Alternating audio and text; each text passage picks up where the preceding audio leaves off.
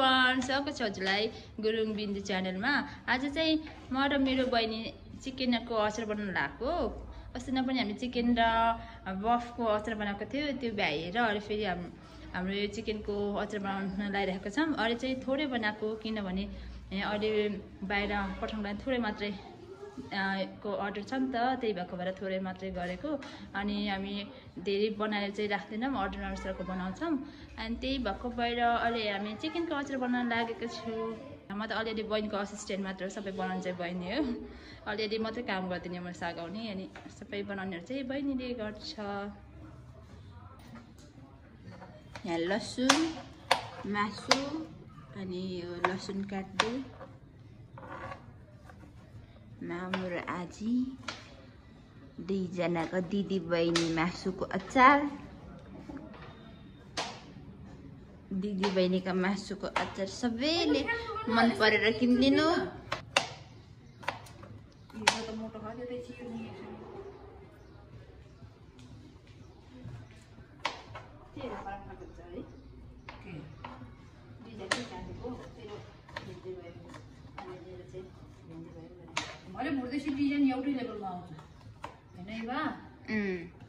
एकदमै सही बात।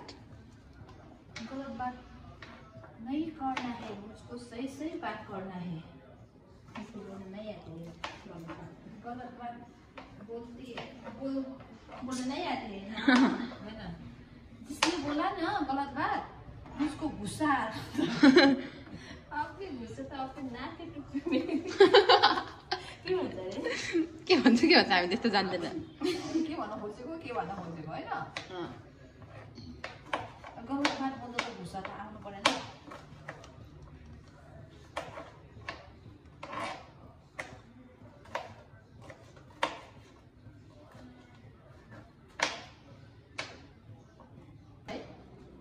यहाँ चाहिँ लसुन यता अदुवा यता काट्दै, लसुन चप भइसक्यो। अब चाहिँ अदुवाको पालो हो, अनि अदुवा काट्दैछौँ।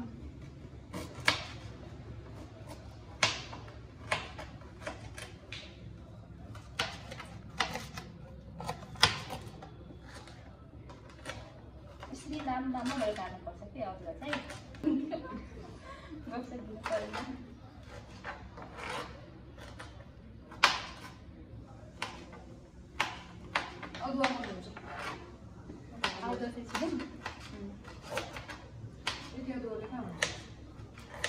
अघि नै छिलिराख्नु पर्छ नि।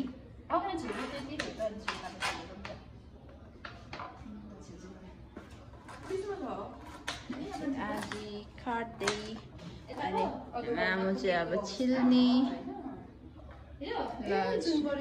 अचारको अवस्था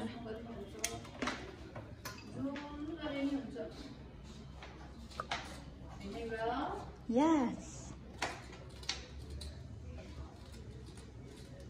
यति फास्ट गर्छ मैले काम। आफूले आफूलाई बुझ्नु गरे यति फास्ट गर्नुपर्छ। अचार मान्छे भएपछि बिजनेस गर्ने मान्छे यता राम्रो आह, बिजनेस गर्ने मान्छे भएपछि यतिको चुटचुटो हात चलाउनुपर्छ।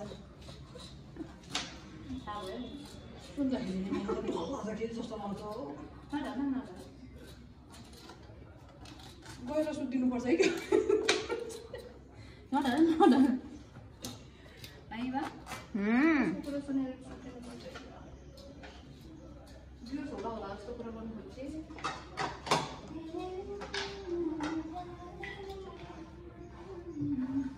छुट्टै छुट्टै त लसुन काटेको लसुन छुट्टै काटेको अदुवा कम भएर हामी चाहिँ अदुवा काट्दै, अदुवा काटेन, अदुवा छिल्दै अघि फ्राई गरेको लसुन, यो अदुवा, अनि अघि चाहिँ हल्का बिजी भएर देखाउन पाएन, भिडियो खिच्न पाएन। अनि यो चाहिँ बताउने आजीले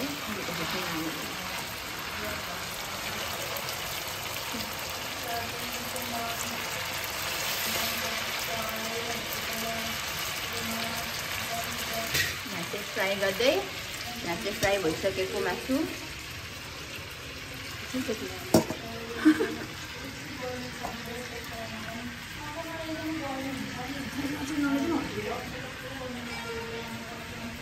त्यो चाहिँ हुन बाँकी अनि यहाँ पाक्दै गरेको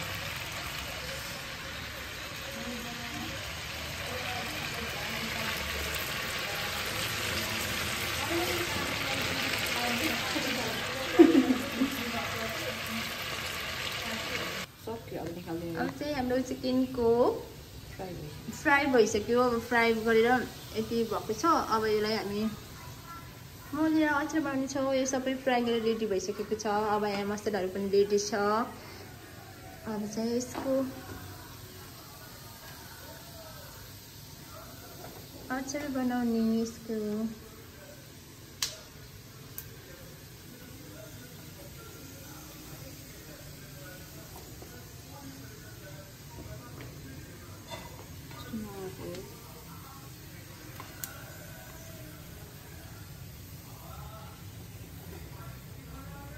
इभा आइज त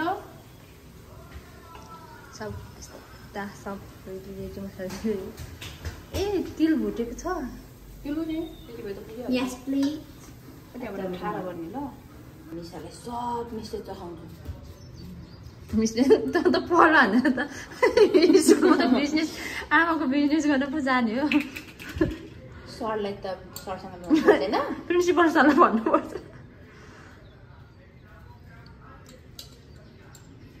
हाम्रो अचारमा चाहिँ के मसला सबै चाहिँ नदेखाऊँ होला अलिअलि देखाउनु पर्यो मासु चाहिँ अलि यसरी डिप फ्राई गर्नुपर्छ कि किनभने अलिअलि फ्राई राम्रोसँग नगऱ्यो भने चाहिँ छिटो बिग्रिन्छ नि त त्यही भएको भएर अलिअलि डिप फ्राई गर्नुपर्छ कि स्वाद अनुसारको नुन हालौँ होला नमक नमकिन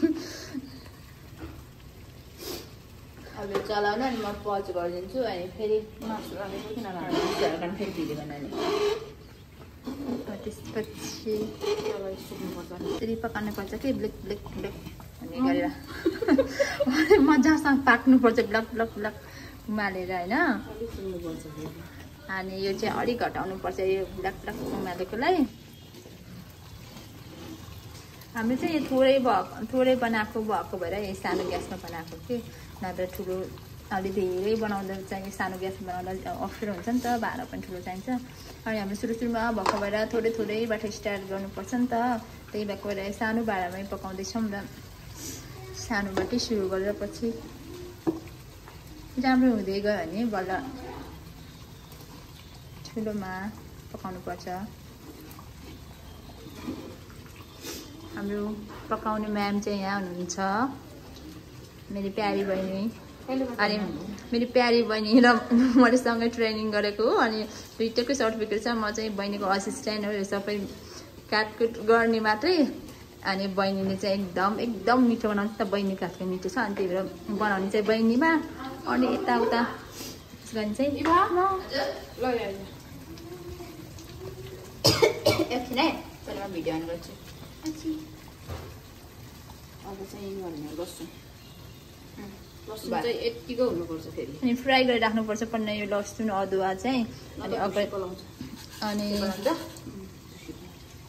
यताबाट हाल्नु पर्यो है अनि फ्राई गरेर मसलाहरू पाकिसक्यो अब यिनीहरू चाहिँ सबै राखेर मिक्स गर्नुपर्छ अब फेरि हाइजेनिक है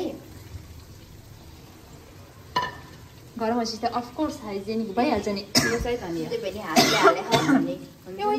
अदुवा अनि मतलब कस्तो खाएर आउँछ त्यो फेरि धनिया भनेको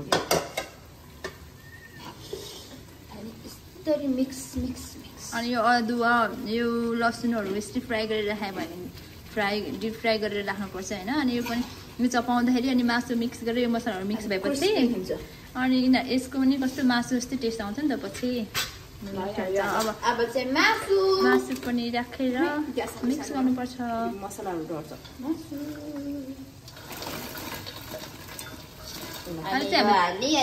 चलाउने 3 केजीको मात्रै बनाएको थिएँ अलि जस्तो भएको भएर 3 केजीको अलि फ्राई गरेर चाहिँ हुँदो रहेछ के हुँदो रहेछ रे मुखमै नआएको त्यही घट्दो रहेछ घट्दो रहेछ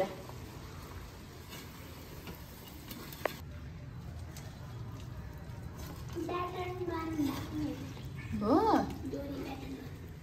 अब चाहिँ हाम्रो यो अचार रेडी भइसक्यो। अब यसले चलाउनु राम्रोसँग सेलाउन राख्नुपर्छ अनि सेलाएर सेलाएपछि बल्ल डिब्बामा राख्ने, नसेलाउँदै राख्नु हुँदैन कि। अलि राम्रोसँग मजासँग सेलाउनु गर्नुपर्छ।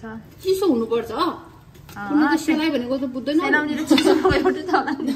कुले त बुझ्दैन नि। चिसो हुने गरेर भाँडामा राखेर चिसो हुनेसम्म राख्नुपर्छ। अनि त्यसपछि बल्ल डिब्बामा हाम्रो चिकनको अचार चाहिँ रेडी भएको छ है। पकाउने मान्छे पनि टेस्ट गर्ने मान्छे पनि टेस्ट गर्ने पनि मान्छे पनि भन्न टेस्ट कस्तो भयो भनेर। मिठो साह्रै मिठो भन्न कस्तो भयो इबा? मिठो एकदम मिठो मिठो मिठो।